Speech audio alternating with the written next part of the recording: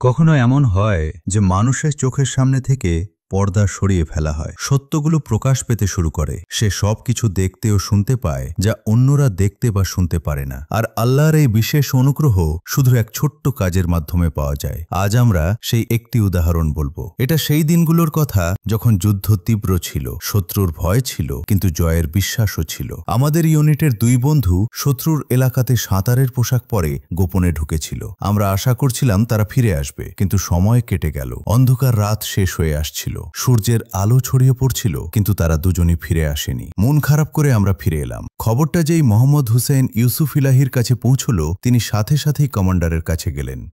Commander চিন্তিত ছিলেন। তিনি বললেন, যদি তারা শত্রুর হাতে ধরা পড়ে আমাদের পুরো মিশন শেষ হয়ে যাবে। কিন্তু মোহাম্মদ হুসেইন শান্ত ছিলেন। নম্রভাবে বললেন, কমান্ডার, আমাকে এক রাত সময় দিন, সকাল পর্যন্ত কোনো না কোনো খবর পাওয়া যাবে। পরের সকাল আমি মোহাম্মদ হুসাইনের মুখ দেখলাম, মুখে শান্তি, ঠোঁটেও একটা আলো। আমি জিজ্ঞেস করলাম, হেডকোয়ার্টারকে খবর দিলেন? তিনি হাসি দিয়ে বললেন, না। আমি অবাক হয়ে জিজ্ঞেস করলাম, কেন? সে কয়েকটা মুহূর্ত চুপ করে রইল। বলল, আমি রাতে স্বপ্নে আকবর আর হুসাইনকে দেখেছিলাম। আকবর সামনে ছিল, মুখটা ঝকঝক করছিল, এত আলো ছিল যে আমি তাকাতে পারিনি, আর হুসাইন তার পেছনে ছিল। আমি প্রশ্ন করলাম, আকবরের মধ্যে কি বিশেষত্ব ছিল? মোহাম্মদ হুসাইন মাথা নিচু করে বলল, আকবর যেখানেই থাকুক নামাজে সাব একবারও ছাড়ত না। তার বিয়ে হয়ে গিয়েছিল, সে তার অর্ধেক দিন পূর্ণ করে নিয়েছিল, কিন্তু হুসাইন তখনও অবিবাহিত ছিল।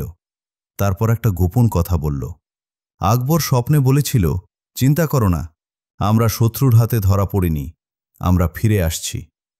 আমি অবাক হয়ে গেলাম, মানে কি, কিভাবে? মোহাম্মদ হুসেইন আমার দিকে তাকিয়ে বলল, ওরা দুজনেই শহীদ হয়ে গেছেন, তাদের জানাজা রাতে পানির ধারে থাকবে। আমি অবাক হয়ে বললাম, এসব তোমাকে কি করে জানানো হলো?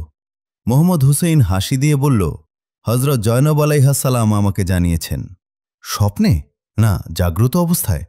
আমি তাড়াতাড়ি জানতে চাইলাম। তিনি শুধু এটুকুই বললেন, তোমার এতে সমস্যা কি? শুধু এটুকু জেনে রাখো, তারা ফিরে আসবে। ওই রাতেই আমি নিজে পানির ধারে পাহারা দিচ্ছিলাম।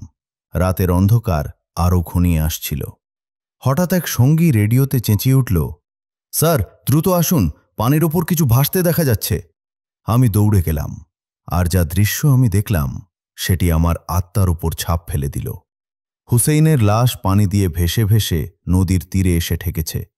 আর পরের রাতেই আকবরের জানাজাও ঠিক সেইভাবে এলো যেভাবে মোহাম্মদ হুসেইন বলেছিল।